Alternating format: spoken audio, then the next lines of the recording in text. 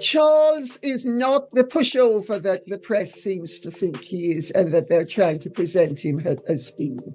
He has not been taking his side. He will not be exploited. For years, Harry had lived with palace silence, unanswered messages, and conversations that ended before they truly began. Then, without warning, a private invitation appeared. It promised more than a family meeting. It offered one final chance to reclaim the royal future he believed had been taken from him. The confirmation arrived quietly, with none of the ceremony that once surrounded his royal life. King Charles was prepared to meet him during a carefully arranged visit, far from cameras, official duties, and the public stage that had turned every family moment into a headline. There would be no grand welcome, no palace balcony, and no public statement.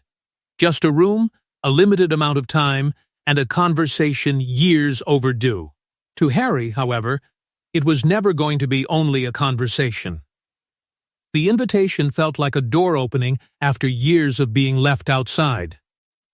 He began to wonder whether Charles was finally ready to separate the father from the king and their damaged relationship from the larger conflict surrounding Meghan. The interviews, the memoir, and the accusations that had shaken the monarchy. Perhaps this was the beginning of something larger. Perhaps it could lead to future invitations, renewed contact with relatives, or a limited place at important royal events. Harry even allowed himself to imagine that his children might one day be welcomed more openly into the family history they had inherited but rarely experienced. Yet the invitation came with a warning. Only a very small circle inside the palace knew the meeting was being considered. Any leak, any careless comment, or any hint reaching the press could destroy the arrangement before Harry even boarded a plane. Secrecy was not simply requested. It was presented as a test. Meghan understood why Harry wanted to believe in the invitation. She knew how deeply he missed the parts of his former life that were tied not to status, but to family, memory, and belonging. Still, she remained cautious. To her, the meeting could be less about welcoming Harry back and more about discovering whether he could still be controlled by the old rules. That difference mattered. Palace officials were already describing the encounter as a private family matter with no institutional meaning. Harry's advisors saw something else, the first possible step toward restoring his royal standing. Between those two interpretations stood a dangerous gap. Harry was no longer preparing for one difficult meeting. He was placing years of anger, rejection, grief, and hope into a single visit. Every possibility grew larger in his mind, and with each one, the emotional risk deepened. Because Charles had not made the decision alone. Senior courtiers, family members, and trusted advisors were already debating what Harry's return might signal. The invitation Harry saw as a bridge was being examined inside the palace as a possible threat to the crown's stability. And as Harry quietly prepared to cross the distance between exile and acceptance, another conversation was unfolding behind palace doors, one that would determine whether he was ever allowed to arrive. The invitation appeared simple, but nothing involving the monarchy was ever simple. Hidden beneath the promise of reconciliation was a list of conditions, restrictions, and silent expectations. Harry believed he was being invited home, but inside the palace, officials were preparing to measure whether he could still be trusted. The rules were never announced as rules.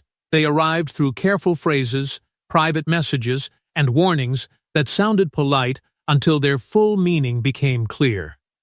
Harry was expected to bring no recording device, release no statement, offer no immediate briefing, and discuss nothing without palace approval.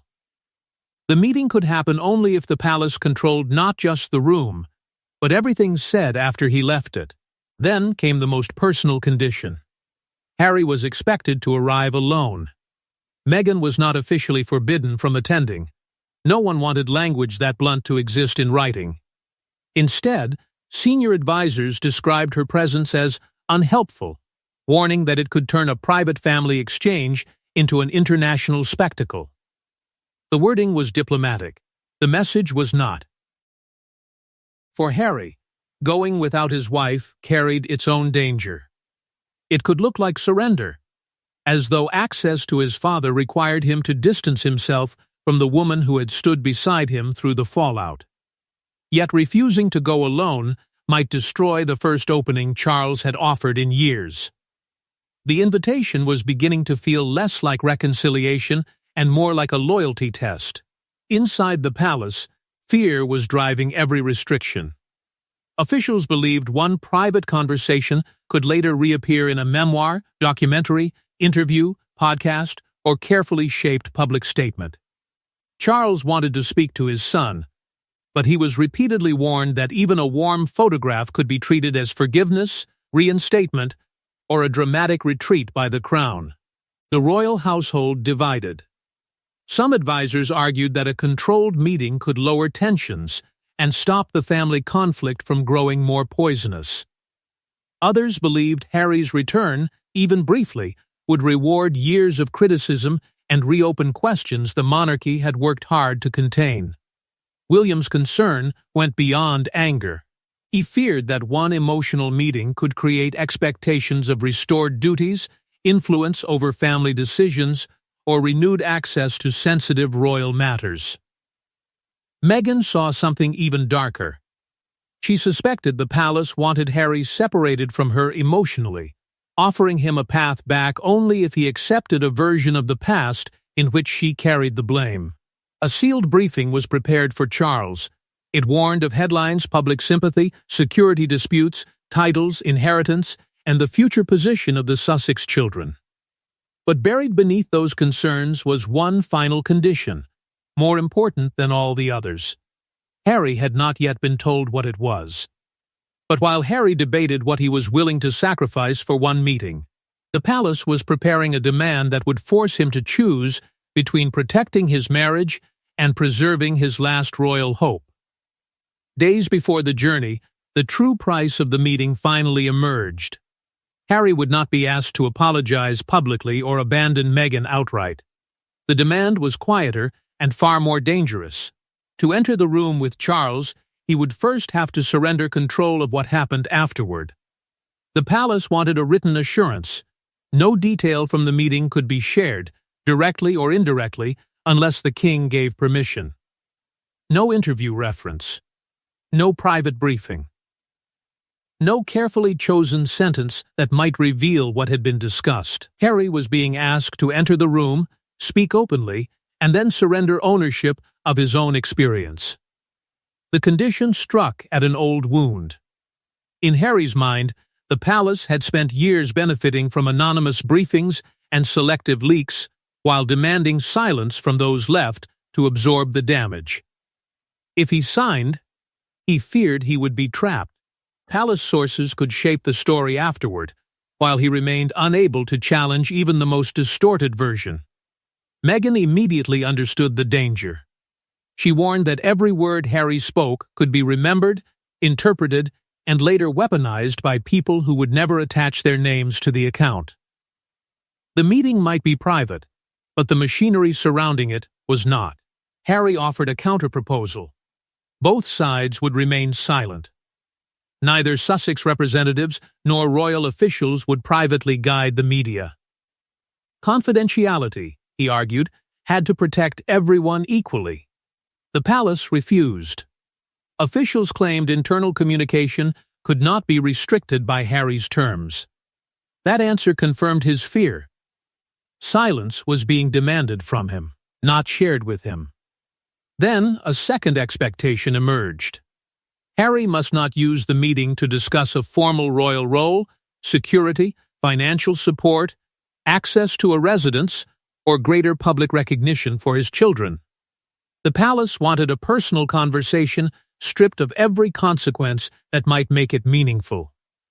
Harry felt the contradiction immediately. These were the very issues he believed reconciliation might eventually unlock. Charles feared that warmth could be mistaken for a royal promise.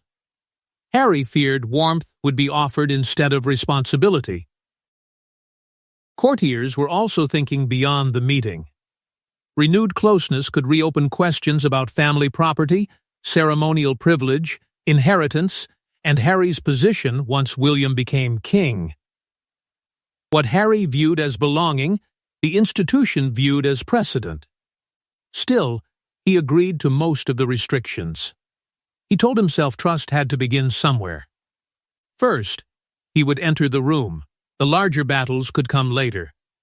But one clause remained. Harry was expected to publicly deny any intention of returning to royal life. He refused. His response accepted the visit while protecting the possibility that reconciliation might one day become something more. Harry believed he had protected the last piece of his dignity. But inside the palace, that refusal was not viewed as caution, it was treated as proof that the visit carried an agenda no one could control. By the time Harry's answer reached the palace, the meeting was no longer about a father and son. It had become a battle over succession, loyalty, and the future image of the crown. Charles still wanted the visit, but powerful voices around him were now urging him to stop it. An emergency discussion followed.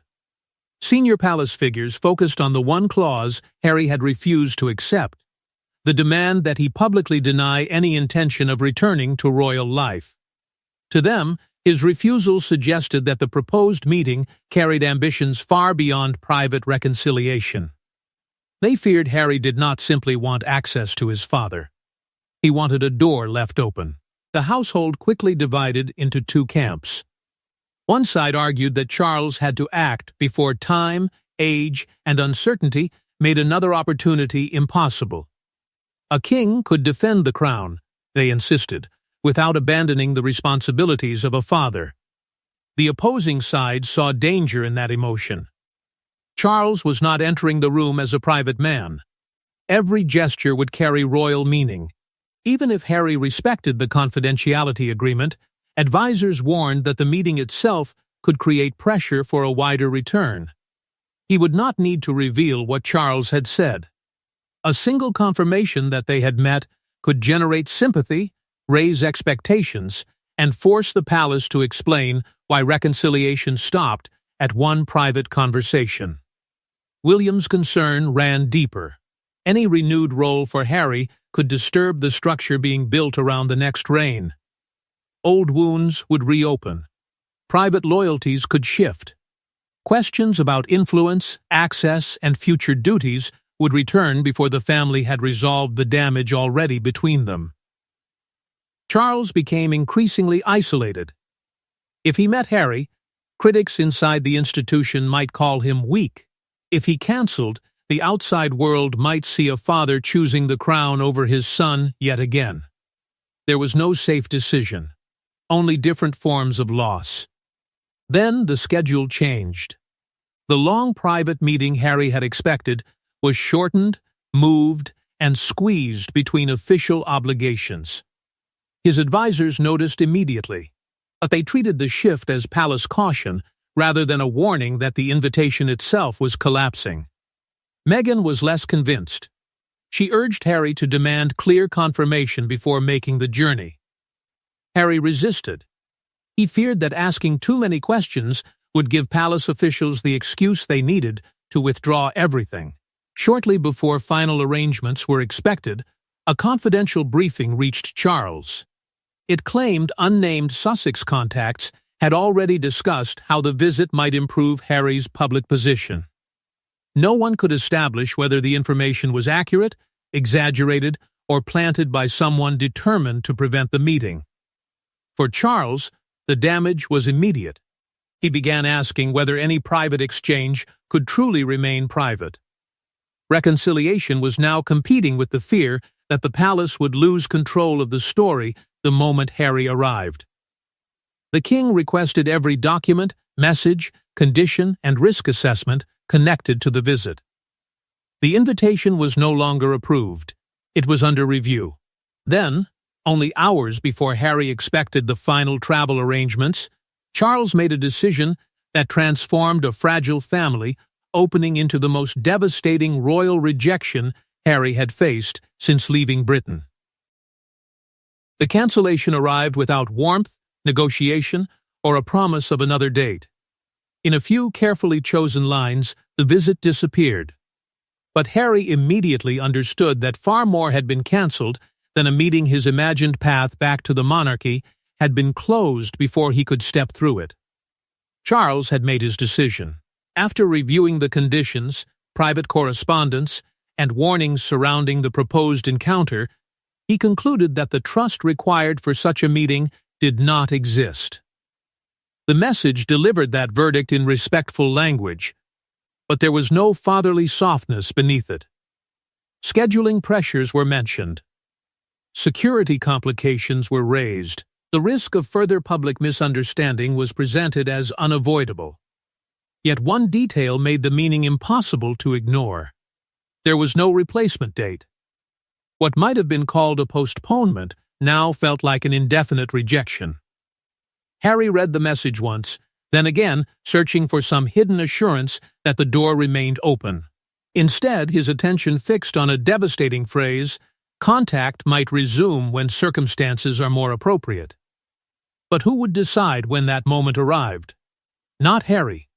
Not both sides together. The palace alone would determine when he had become safe enough, quiet enough, or useful enough to be welcomed back. Disbelief quickly turned into anger. Then came something worse. The realization that the royal future he had begun to imagine may have rested on an invitation the palace was never fully prepared to honor. His advisors had already discussed what a successful meeting might unlock.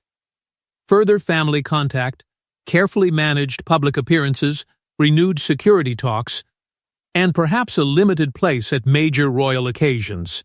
Now every possibility collapsed at once. Meghan remained controlled, but the pain beneath her calm was unmistakable. To her, the cancellation proved what she had feared from the beginning. Harry had been asked to demonstrate loyalty while receiving no trust in return. He had accepted secrecy, restrictions, and separation. Yet one refusal had been enough to turn reconciliation into suspicion. Harry began to believe the meeting had been deliberately sabotaged. Someone inside the palace, he suspected, had transformed his private hope into a supposed campaign for royal restoration. His desire to reconnect had been recast as ambition. His need for clarity had been treated as a threat. Charles was not untouched by the decision. By cancelling, he may have protected the crown from immediate uncertainty, but he also knew how Harry would interpret it. Once again, the king had defeated the father. Around them, both households prepared for the next battle. Royal staff feared leaks. Sussex advisors debated whether silence would appear dignified or weak. Each side waited to see who would define the cancellation first. Harry's royal hopes had not slowly faded. They had gone up in flames. Then came the final blow, information suggesting the official reasons were only a cover, and that one royal figure had warned Charles the visit could endanger the future reign. The meeting was over before it began, but the real conflict was only starting, because Harry now wanted to know who had persuaded his father that welcoming his son was dangerous to the crown. Harry had expected resistance from courtiers, newspapers, and palace strategists. What he had not expected was the possibility that the final warning came from within his own family. The cancellation now pointed toward a deeper fear that reconciliation with Charles could become a direct challenge to William's future authority. Harry could not prove that William had ordered the visit stopped. There was no direct demand, no signed instruction, and no public confrontation. But the pattern felt familiar. Whenever Harry moved closer to the center of royal life, questions about William's future seemed to rise immediately behind him. This was no longer simply a feud between two wounded brothers. It had become a struggle over whether Harry could exist near the crown without being seen as a threat to the man destined to inherit it. William's concern, Harry believed, was not only about the past. It was about promises Charles might make in a moment of emotion. A father could offer forgiveness, access, or a place at important family events. But once spoken, those promises could become expectations that a future king would be pressured to honor. That was the danger of succession. Reconciliation was never allowed to remain personal. Every gesture could create precedent. Every invitation could change hierarchy. Every sign of warmth could be interpreted as the beginning of restoration. Palace advisors feared Harry might become something even more difficult to control, an alternative royal center. He would remain outside official duties, yet still command global attention, public sympathy, and international influence. He would not need a formal role to shape the royal story. Meghan stood at the heart of that fear. To some inside the palace, she represented disruption, independence, and refusal to obey old boundaries. To Harry, the constant suspicion directed toward her revealed the true price of acceptance. He could return only if he allowed his wife to remain the problem.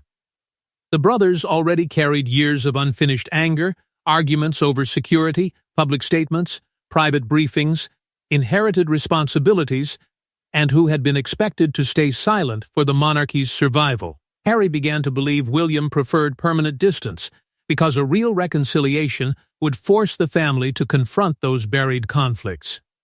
Yet William's position was not without its own logic. He believed stability could not be rebuilt while every private gesture risked entering another public battle. Trust, once broken, could not be restored through emotion alone. Charles was trapped between them. Bringing Harry closer could appear to weaken William. Keeping him away deepened the wound, damaging the family's image. In the end, an unspoken rule seemed to decide everything. The future monarch's security mattered more than the pain of the son who had left. Harry understood the message. Silence would not protect him if the palace had already defined his motives without allowing him to speak. And with the private road back to his father apparently blocked, Harry faced a dangerous choice: remain silent and watch the palace control the story, or reveal just enough to ignite another royal war. For several tense days, neither side spoke publicly. But the silence was not peace, it was preparation. Harry knew that one statement could expose the cancellation, embarrass the king, and force the palace to answer. He also knew it could destroy whatever remained of their private relationship. Behind closed doors, Harry and Meghan weighed three choices. They could say nothing and allow the story to disappear. They could release a carefully controlled statement confirming only that the meeting had been discussed. Or they could reveal how close the visit had come to happening, exposing the restrictions, the final demand, and the sudden withdrawal. Harry wanted to defend himself. He knew how easily the cancellation could be presented as the result of his own behavior. A few anonymous claims could make him appear demanding, reckless, or determined to use his father for publicity. Silence might preserve dignity, but it could also leave him trapped inside a version of events written by others. Meghan feared the palace would move first. She understood how indirect briefings worked. No official accusation was needed. A suggestion about security concerns, an unnamed source discussing unrealistic expectations, or a vague reference to diary pressures could slowly create the impression that Harry had caused the collapse. That was the conflict tearing at him. To expose the process was to challenge the institution surrounding Charles. But Harry no longer knew where his father ended and the monarchy began. Protecting one increasingly meant protecting the other. A sympathetic intermediary urged restraint. Charles, Harry was told, was deeply hurt and might reconsider once the immediate pressure faded. Any public response could make the cancellation permanent. Another confidant offered the opposite warning. Palace silence was rarely empty. It allowed unofficial accounts to harden into accepted truth, while the person bound by confidentiality remained unable to answer. Soon, the first reports appeared. Scheduling difficulties, security complications, concerns about Harry's expectations. None revealed the full story, yet each pushed responsibility quietly in his direction. The pattern felt painfully familiar. Royal history was filled with private individuals carrying public blame while the institution survived behind silence. Harry had watched that happen before. he could not ignore the possibility that it was happening again.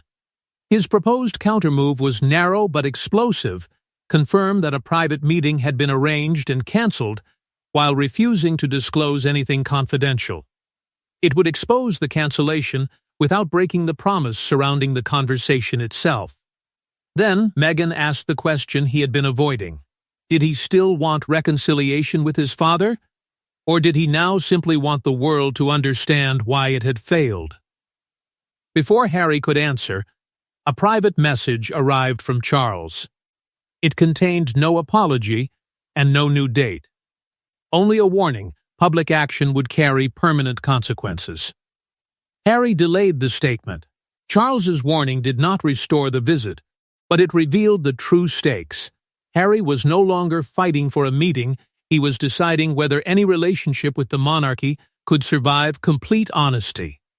The palace avoided the photograph it feared, the questions it could not control, and the promises it did not want Charles to make.